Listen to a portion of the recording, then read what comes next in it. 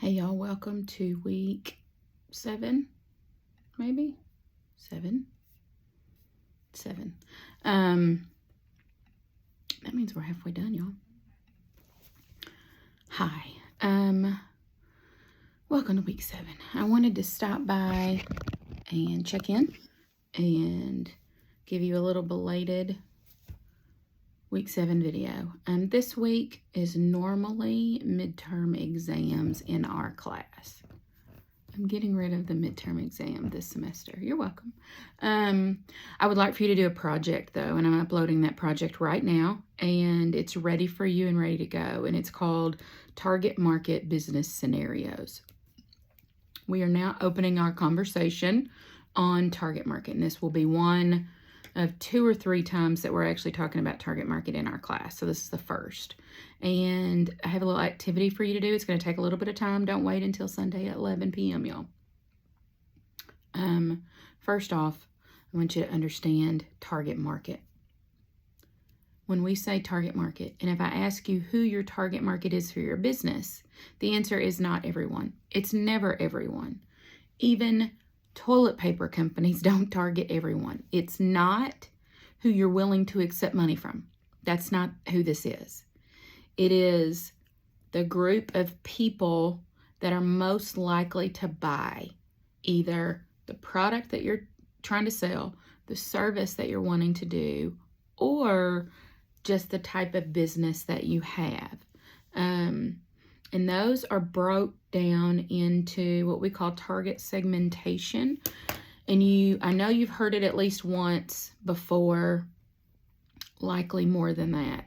This type of thing is covered in Intro to Entrepreneurship, Intro to Business, and a variety of other classes too. But we kind of start digging deeper in this class. So target segmentation,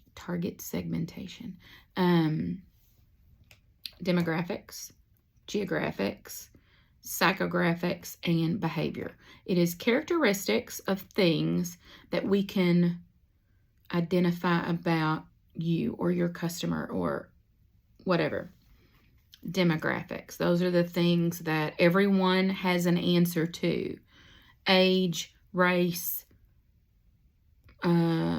income level, education level, the fact that you have children or not, and the answer of 0 is still an answer. So if I say demographic information based on income, not working and not earning any money is still an answer. Everyone has an answer in a demographic category.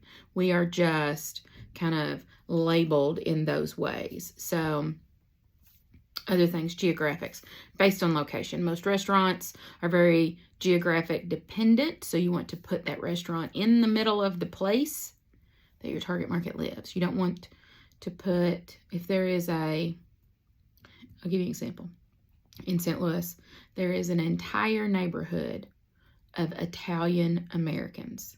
Those that are current immigrants, those that are former immigrants, those that are generations after immigrants have come from Italy. It is called the Hill, and although there are non-Italian immigrants that live in that neighborhood, the vast majority of everyone that lives there either is in Italian American ancestry or has connected with them in whatever way that they've connected. Where do you think the best Italian food is to get when you go visit St. Louis? The Hill. And there are dozens of Italian restaurants in that neighborhood, and it is some of the best Italian food you've ever eaten. That is a geographic importance there. So if you're doing if you're an Italian American opening an Italian restaurant, there's something to be said for definitely opening an Italian restaurant in a non-Italian neighborhood in St. Louis. But at the end of the day, people flock to the neighborhood looking for good Italian food. So there's something to be said for that too. So sometimes businesses are geographically locked. Hair salons. It's not just every single brick and mortar store that there is, regardless of industry, but in some instances, you can't get the product or service unless you're able to go in person, whatever that thing is. Those are geographic. Psychographic. Those are things that connect us via lifestyle, attitudes, values, interests, hobbies. Think spirituality, think religion, think people that like to play online video games, think those that have an interest in bird watching. Or so it is there. If you categorize all the people that like bird watching, it's likely that they won't fall into the same demographic category, because they're of all ages and walks of life and races and income levels and whatever. But you can group them in its own category of bird watching, because that's a common theme amongst that group of people. Behavioral characteristics are kind of how we do things. So think shopping preferences, or online internet browsing, or like I buy the vast majority of everything that I buy from my phone. I don't even go shopping anymore, it seems like. I do pickup at the grocery store. Why? Because I can order it from my phone. There are whole groups of us out there that have stopped going into stores. I'm not going to say all the way, but it's a behavior. It's a changed behavior from the way we used to do it. There are behaviors that you can dig into that this group of people, whatever they are, that's what they share in common. So psychographics are those characteristics. The behavioral is kind of how they do things. Target market, let's back up for a second. So you've got your segmentation. You're going to figure out of these segments what your target market falls into. It may have nothing to do with one or more of those categories. You may simply be targeting a business and your target market is women business owners. Doesn't have to go beyond that. So you don't have to find a demographic, a geographic, a psychographic, and a behavioral thing for every business idea. So it could just be one. So think about it from that perspective. If I ask you, who is your target market? I'm asking you who's most likely to spend money with you. But also I want you to think of it this way. We already know that you as a business owner, you need them to spend money with you. So we're going to say everyone. We're not going to turn anybody away. It's the exact opposite of the way I need you to listen to it. Of course, you're not going to turn money away. We're not doing that. That's not what this is. It is opening your mind to realize who is most likely to spend money with you. We know that you need them. You need them to spend money with you so that you don't have to close this business before you're ready. We know that you need them. Otherwise, you can't be successful without people spending money with you. But the question is not why do you need them? The question is, why do they need you? And what about it makes them need to spend money on that thing? So why do they need you? This will not be the first time that I'm asking you that question. For this week's project, I'm not asking about your business specifically, although I will in a couple of weeks. For this week, I want you to look at some theoretical businesses that I have given you. And I'm going to give you a scenario about each business.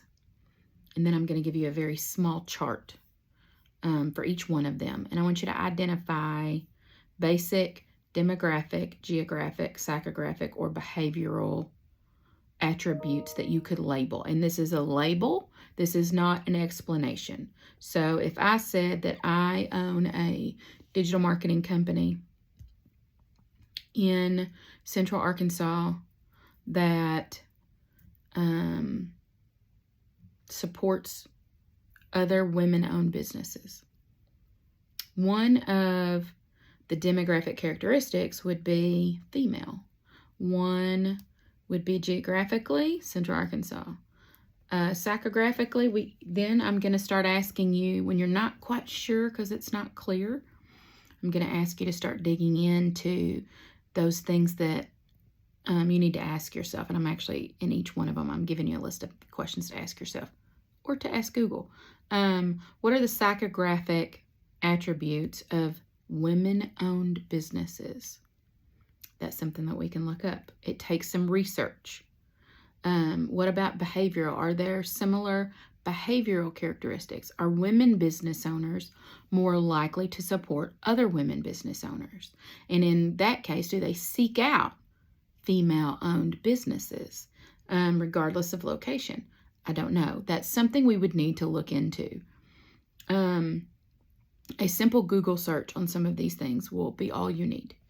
And then you're done with that one. And I'm going to ask you one more question. And in that box, it says rationale. And I'm going to ask you to explain anything that's not already given to you. In the digital marketing for women business owners, I don't need you to defend why you're saying it should be women as the demographic and Central Arkansas for the geographic label. But maybe your psychographic label needs to be defended because it's not inherently clear. Go ahead and use that box for any rationale that you need to give, especially when we're talking psychographic and behavioral. So you're going to get 4 business scenarios, and they're small, paragraph a piece. And then I'm giving you this little chart to fill out. It's like this big. And it says label the demographics that you think it is. Label the geographic, if at all. Label, and you'll see. And it's not, geographic doesn't have to be as specific as what you're thinking. It doesn't have to say Little Rock. It could say statewide. It could say U.S. It could say USA. Geographic is absolutely geographic. Geography, we know what that word means. But in this instance, it doesn't have to say downtown Little Rock. It doesn't have to be that specific. It could be more broad and still be location-based. And then at the end, there are 4 questions that I'm asking you, and they're called reflection questions. So I'm going to send you all of this information. It is a total of 6 pages, and that's because I spread it out to give you enough room to type in. Don't panic. It's not a 6-page essay or anything like that. I spread it out to give you plenty of room to type. That's all I did. So you're asking yourself, of these theoretical businesses that I've given you, why do those customers need them, and who are they? That's ultimately what I'm asking you. Who are they? Label them. What do they look like? And I don't mean physically what do they look like, although that could be part of it.